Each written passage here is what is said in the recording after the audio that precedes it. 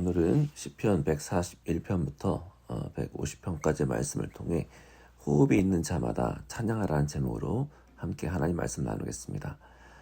오늘은 이 말씀을 통해서 시편이 마무리됩니다.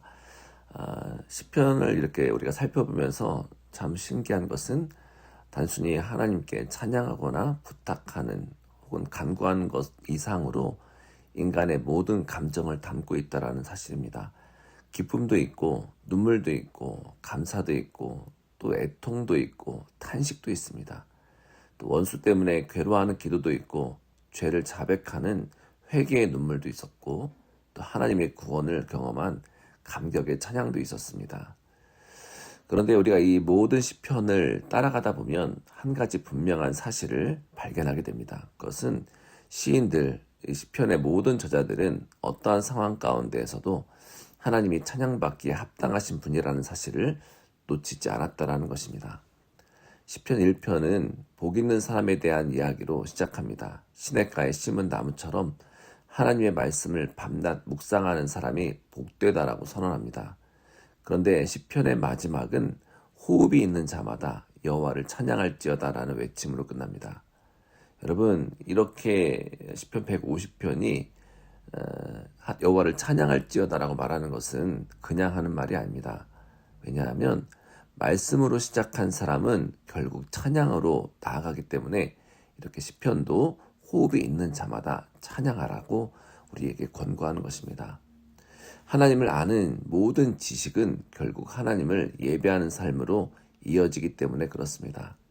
시편 141편부터 145편까지 말씀을 우리가 살펴보면은 여전히 기도와 간구가 이어집니다. 다윗은 위험한 가운데서도 하나님께 도움을 구하고 자신의 입술을 지켜달라고 기도하며 의인의 길로 인도해달라고 간구하고 있습니다. 그는 여전히 연약하고 여전히 도움이 필요한 사람입니다. 그러나 그는 점점 자신의 눈을 누구에게 우리 하나님께 고정하는 것을 볼 수가 있습니다. 마침내 시편 145편에 이르면 다윗은 하나님 나라의 영광을 찬양합니다. 하나님은 은혜로우시고 자비로우시며 노하기를 더디하시는 분이십니다. 하나님의 나라는 영원한 나라이고 그의 통치는 대대에 이른다라고 노래하고 있습니다. 그리고 시편의 마지막 5편인 146편부터 150편까지의 말씀은 모두 할렐루야로 시작하고 할렐루야로 끝납니다. 마치 시편 전체가 마지막에 거대한 찬양의 합창으로 모이는 것 같습니다. 이제 더 이상 탄식과 애통이 중심이 되지 않습니다. 더 이상 주님께 계속해서 왜 이렇게 됐는지, 내 상황이 왜 이렇게 어렵게 됐는지라고 혹은 왜 악인이 성공하는지에 대한 질문들이 중심이 아닙니다. 이제 146편부터 150편까지는 하나님을 찬양하는 것이 중심이 됩니다. 왜 시편은 결국 찬양으로 끝나겠습니까? 그것은 우리 하나님 변치 않으시는 분이시기 때문에 그렇습니다. 우리는 너무나 우리의 현실 상황을 잘 알고 있습니다. 상황은 자꾸 변합니다. 이 상황이 계속 지속되었으면 좋겠지만 그렇지 않습니다. 우리의 건강도 변합니다. 우리가 처한 형편도 변합니다. 실제로 우리 사람도 계속해서 변합니다. 우리가 어떤 사람들을 영원히 사랑한다고 말하겠지만 시간이 흐르면서 사람은 이기적이 되고 그 마음에 변질이 됩니다. 그래서 결국 처음에 먹었던 마음들이 끝에 가면 변해 있는 것을 볼 수가 있습니다.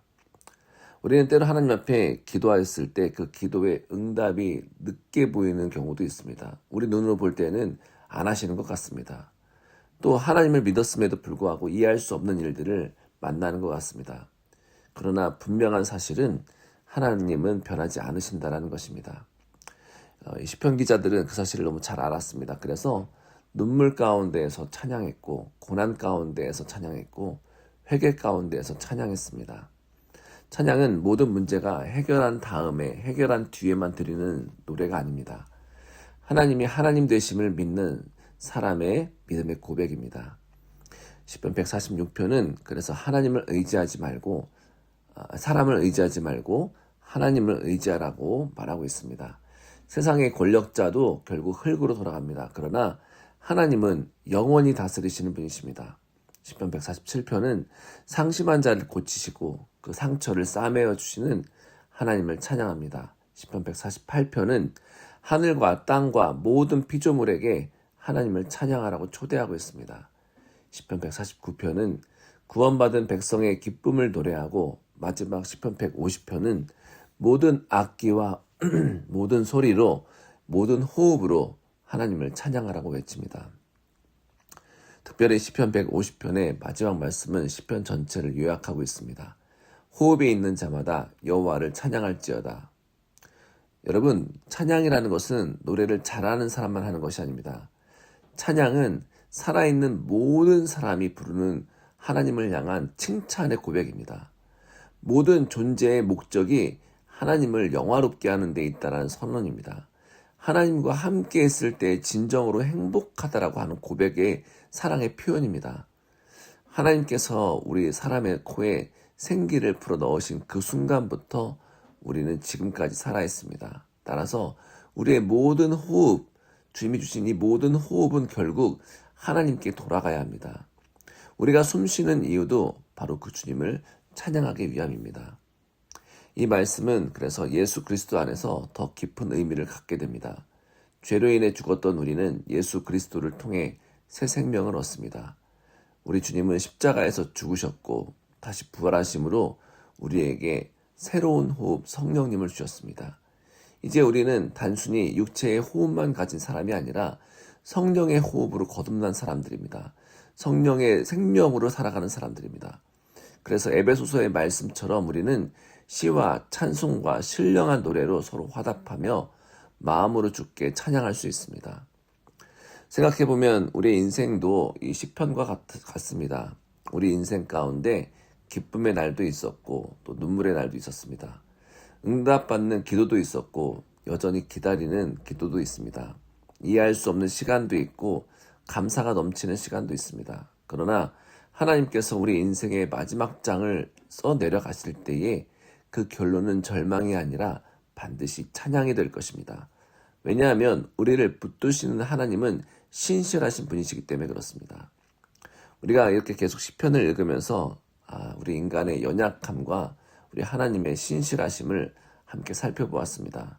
시편의 기자들은 우리와 같은 사람들이었습니다. 그들도 두려워했고 그들도 애통하며 울었었고 그들도 쉼없이 흔들린 사람들이었습니다. 그러나 그들은 결국 하나님께 돌아왔습니다. 그리고 마지막에는 모두 함께 하나님을 찬양하는 자리에 서 있게 되었습니다. 오늘 이 아침에 함께 결단하기를 바랍니다. 내 형편보다, 나의 애통함보다, 나의 연약함보다, 나의 두려움보다 더 크신 하나님을 믿고 바라보기를 하나님 앞에 결단하기를 바랍니다. 내 감정보다도, 내가 흔들림보다도 우리 신실하신 하나님을 의지하겠다고 고백하는 아침 되시기를 바랍니다. 내가 지금 처한 현실보다, 내가 갖고 있는 문제보다 더 위대하신 하나님을 찬양하는 아침이 되기를 바랍니다. 그리고 하나님이 주신 호흡이 다하는 날까지 예수 그리스도를 높이며 살아가겠다고 함께 고백하기를 바랍니다. 이 시편의 마지막 고백이 우리의 고백이 되기를 간절히 소망합니다. 호흡이 있는 자마다 여호와를 찬양할지어다. 할렐루야. 함께 기도하겠습니다. 하나님 아버지 감사합니다. 시편을 통해 우리의 눈과 시선을 다시 하나님께로 돌리게 하시니 감사드립니다. 기쁠 때에도 슬플 때에도 응답받을 때에도 기다릴 때에도 우리 하나님 찬양받기에 합당하신 분임을 믿습니다. 우리에게 주신 모든 호흡이 주님을 영화롭게 하는데 사용되게 하시고 예수 그리스도 안에서 받은 구원의 은혜를 날마다 기억하며 살게 하여 주옵소서. 눈물의 날에도 찬양하게 하시고 감사의 날에도 더욱 겸손하게 하시고 우리 삶의 마지막 순간까지 할렐루야로 고백하며 믿음의 걸음 걸어가는 믿음의 사람 되게 하옵소서. 성령께서 우리의 마음을 채워주셔서 시와 찬미와 신령한 노래로 주님을 예배하게 인도하여 주옵소서. 모든 것을 감사드리며 예수님의 이름으로 기도드렸습니다. 아멘.